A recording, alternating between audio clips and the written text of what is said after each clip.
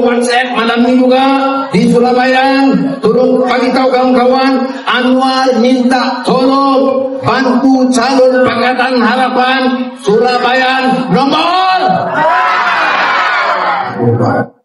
Aku nak ucapkan tahniah kepada Datuk Seri Haji G, Parti JRS dilantik menjadi Ketua Menteri Sabah pada penggal kali yang kedua, sekaligus negeri Sabah ini diterajui oleh Kerajaan Perpaduan dan Perdana Menteri. Aku baru dapat satu info dari Sabah berkenaan dengan keputusan pilihan raya negeri Sabah.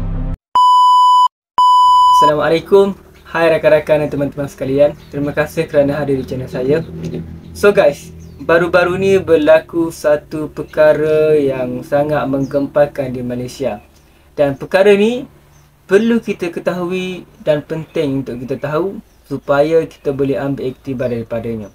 Dan apa yang baik berlaku daripada isu ni kita ambil sebagai pengajaran, dan apa yang tak baik daripada isu ni kita ambil jadikan sebagai teladan.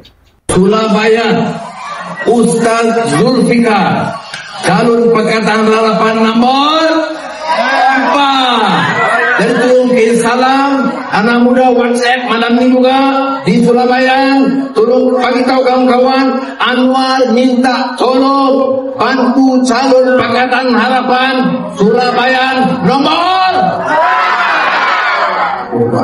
Aku nak ucapkan tahniah kepada Datuk Seri Haji G, Parti JRS dilantik menjadi Ketua Menteri Sabah pada penggal kali yang kedua, sekaligus negeri Sabah ini diterajui oleh Kerajaan Perpaduan dan Perdana Menteri kita Datuk Seri Anwar Ibrahim masih kekal teguh sebagai Perdana Menteri Malaysia kita. Musnahlah harapan Papa Gomo yang mana mereka dakwa sebelum ini, yang mana PMX akan jatuh satu kali Jumaat lagi, tapi kita tengok PMX tak jatuh-jatuh. Aku rasa lepas ni Papa Gomo dia akan tukar pula, dia akan spin. Dia kata mungkinlah lagi 3 kali Jumaat, 4 kali Jumaat, 10 kali Jumaat, aku tak tahulah. Walaupun kita tengok sehari dua ni macam-macam usaha untuk memecah belahkan Kerajaan Perpaduan, untuk memburukkan JRS, memburukkan PMX. Dia hantar Albert T. Tapi kita tengok rakyat Sabah ni bijak dan pandai menilai siapa Albert T ni dan siapa di belakang Albert T ni. Aku kesian betul dengan Walaun. Walaun ni dia duk kutuk PH, konon PH kalah dapat satu kerusi saja. Kan? Okey lah tu. PH ni seat PH bertanding dekat Sabah ni 22 kerusi je. Menang satu kerusi tu kira okey lah. PN berapa kerusi? Masuk bertanding 42. Yang dapat hanya satu. Masuk 42, cuti satu. Kalah orang main Mega 88, yang tahu tak? 42 masuk, dapat satu ya. Tapi yang kelakarnya dekat media sosial lah, mereka buat undian siapa yang akan menang pada pihak rakyat Sabah ni. Kalau kau tengok undian kat dalam TikTok ni, PN ni lah yang paling tinggi sekali. Lalah kali dapat satu kerusi ya. Aku baru dapat satu info dari Sabah berkenaan dengan keputusan pilihan raya negeri Sabah. Satu keputusan yang mengejutkan seluruh rakyat Malaysia. Ialah, aku faham law ni tengah gelombang Perikatan Nasional. Memang betul, tak dinafikan dalam sejarah negara, dalam sejarah dunia, Perikatan Nasional yang ada PAS memang sangat-sangat kuat di negeri Kedah, Terengganu, tapi bukan di Sabah. Dan aku nak bagi tahu, hampa jangan nak beranganlah nak menang. Tak menang satu kursi pun. Apa-apa pun tunggulah keputusan rasmi nanti. Yang penting PN tak menang langsung. Bismillahirrahmanirrahim. Assalamualaikum warahmatullahi wabarakatuh. Dan salam sejahtera. Alhamdulillah, summa alhamdulillah. Kita panjatkan syukur pada Allah Subhanahu wa taala, di mana kita baru menerima keputusan bagi Dun Karambunai. Alhamdulillah, kita telah pun berjaya memenangi kursi Dun Karambunai dengan majoriti 371 undi.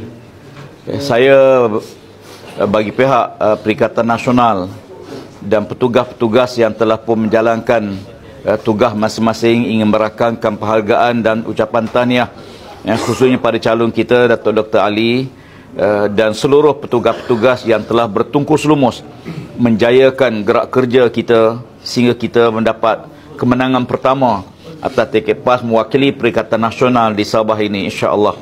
Saya juga ingin merakamkan penghargaan dan terima kasih kepada seluruh pengundi yang telah memberi undi kepada Perikatan Nasional, yang telah beri undi kepada Dr. Ali, Dr. Akli Akbar pada menjadi calon Perikatan Nasional pada kali ini.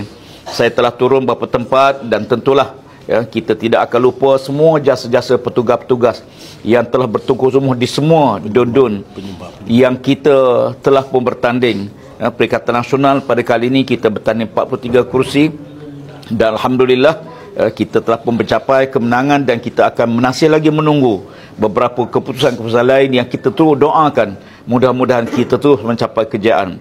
Kepada para penyumbang, para penderma, saya juga ingin merakam penghargaan dan ucapan terima kasih yang tidak terhingga di atas segala sumbangan total sekalian, sama ada dalam bentuk wang ringgit, tenaga, masa, berfikir, mencari jalan bagaimana untuk kita mencapai kejayaan. Kemenangan ini sangat besar maknanya bagi kami semua dan tentulah tanpa sokongan total sekalian, tanpa bantuan total sekalian, kita tidak akan mencapai apa yang kita capai pada saat ini. InsyaAllah mudah-mudahan kita harapkan dengan usaha kita, dengan kerja ini akan meletakkan asas yang kukuh bagi kita terus mencapai kejayaan pada masa hadapan, insyaAllah. Kepada Dr. Ali, amanah ini satu amanah yang telah diberi oleh pengundi-pengundi di Karambunai dan dengan pengalaman beliau sebelum ini kita yakin beliau akan mampu melaksanakan tugas dengan sebaik mungkin. Marilah kita sama-sama berusaha mengangkat martabat Dr. Ali sebagai wakil rakyat kita bersama dan insya-Allah mudah-mudahan Allah Taala mudahkan urusan beliau dan mudahkan segala tugas beliau dalam melaksanakan tanggungjawab sebagai ahli Dewan Undangan Negeri dan Karambunai pada kali ini. Kepada tuan-tuan sekalian, jangan lupa sebahagian besar kita akan mula pulang ke tempat masing-masing. Selamat dalam perjalanan semua, jaga kesihatan, jaga keselamatan semua. Doakan mudah-mudahan kita terus akan meraihkan kemenangan demi kemenangan Perikatan Nasional di Sabah ini, insya-Allah. Sekian dahulu daripada saya. Assalamualaikum warahmatullahi wabarakatuh. Allahu Akbar. Pada YB Rafizi dah sampai masa dah YB Rafizi turunkan sikit lah ego sombong itu, angkuh tu, tegur sikit lah penyokong-penyokong YB ni. Gigih sangat seorang-seorang penyokong YB ni duk cari salah orang-orang sekeliling Datuk Seri Anwar Ibrahim, sampai sanggup buat fitnah pada kawan-kawan ni. Hari ni tersebar surat yang kononnya dia kata surat sokongan, surat sama yang tular atas nama Datuk Seri Samsul Iskandar gitu. Ni seorang lagi, target dia orang Setiausaha Politik Menteri Kewangan Datuk Seri Anwar Ibrahim Saudara Kamil Munim. Ada satu surat dikeluarkan hari ini. Surat itu adalah tanda tangan Kamil Munim yang duk gigih sebarkan surat ini dengan persepsi inilah dia surat sokongan. Surat ini tak betul, surat ni itu, surat ni adalah penyokong pada YB Rafizi. Setro Rafizi semua, bukan pembangkang. Setro pembangkang. Cikgu Bat pula yang sahkan surat itu atas nama Saudara Kamil Munim. Itu bukan surat sokongan, itu hanya forwarding letter, surat rujukan yang mana pejabat Setiausaha Politik Menteri Kewangan hanya forward, panjangkan surat itu kepada pihak yang berkenaan. Sebab apa aku cakap macam ni? Sebab dalam surat itu kalau kau baca betul-betul, tak ada apa-apa arahan spesifik yang kau boleh tafsir dengan surat itu sebagai surat sokongan.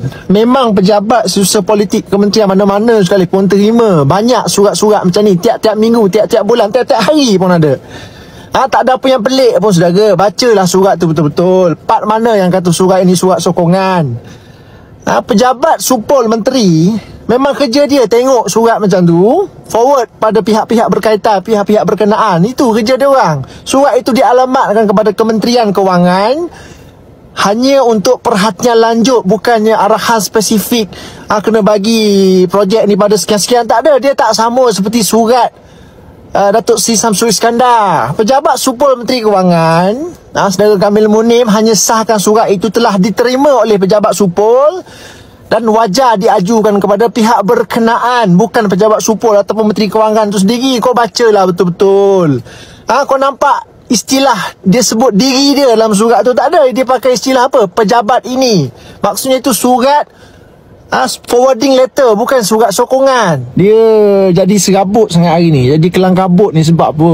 Sebab ni ada kelompok yang so-called penyokong Rafizi ni, dia orang perasan dioranglah yang mendedahkan surat sokongan Datuk Seri Samsul Iskandar. Dia rasa dialah individu pertama yang mendedahkan surat sokongan SAM minta kontraktor dalam senarai dapat projek itu. Padahal surat itu viral tahun lepas lagi. Bukan baru viral sekarang, viral 2024 lagi. Waktu tu penyokong Rafizi ni tak kecoh macam hari ni, dah tak kisah ya. Dan hari ni bila Rafizi dah letak jawatan, masing-masing penyokong Rafizi ni duk rasa, oh kamilah yang mendedahkan surat, kamilah hero, kamilah serba-serbi.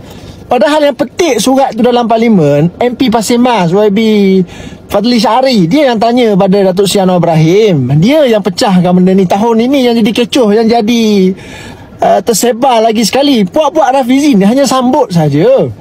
Jadi pada YB Rafizi nasihatkanlah sikit penyokong YB ni, jangan duk gelabah sangat, jangan duk berlebihan sangat duk cari salah orang. Kamil Munim dia dah tiau. Dia nak buat benda yang sama, dia buat pada Sam, pada Kamil Munim. Lepas ni siapa pula? Datuk Farhan Fauzi pula jadi target.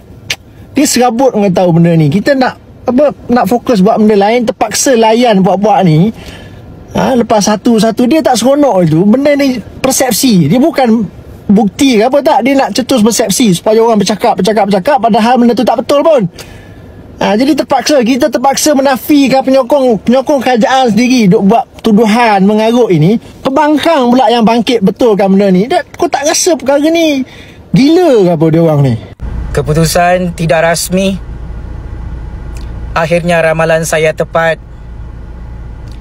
Didun Sulaman Haji Jinor menang dengan cukup bergaya untuk pilihan raya Sabah 2025. Dan Tan Sri Pandikar menang besar secara tidak rasmi di Dun Pintasan mewakili parti GRS. Dan ramalan yang saya bocorkan untuk tsunami GRS juga tepat. Setakat ini lebih 9 kerusi Dun dimenangi oleh parti GRS. Akhir sekali, Dun Lama Kinabatangan, persaingan sengit antara Bom Mukhtar dan Johai Nizam Shah. Perlawanan paling panas antara UMNO BN dan GRS di Kinabatangan. Kita dapat maklumat di semua PDM di Dun Lamak, kiraan undi belum selesai. Adakah Bung akan menang di Dun Lamak atau Johai Nizam dari parti GRS yang akan membuat kejutan untuk menang tipis pilihan raya Sabah 2025. Apapun keputusan, syabas dan tahniah kepada Haji Jinor dan parti GRS yang awal-awal lagi diisytiharkan menang bergaya untuk pilihan raya Sabah 2025. Checkmate. So guys, berikutan isu yang berlaku ni, banyak reaksi daripada masyarakat setempat. Nasihat saya, kita jangan bergaduh sesama sendiri. Sebab kalau kita bergaduh, tidak ada kesudahannya. Dan kita perlu menghormati setiap pendapat masing-masing. Cumanya, apa yang baik daripada pendapat seseorang itu, kita ambilkan sebagai pelajaran. Dan apa yang tak baik daripada pendapat seseorang itu, kita tinggalkan sebagai teladan. Terima kasih kerana sudah menonton. Kita jumpa di video seterusnya.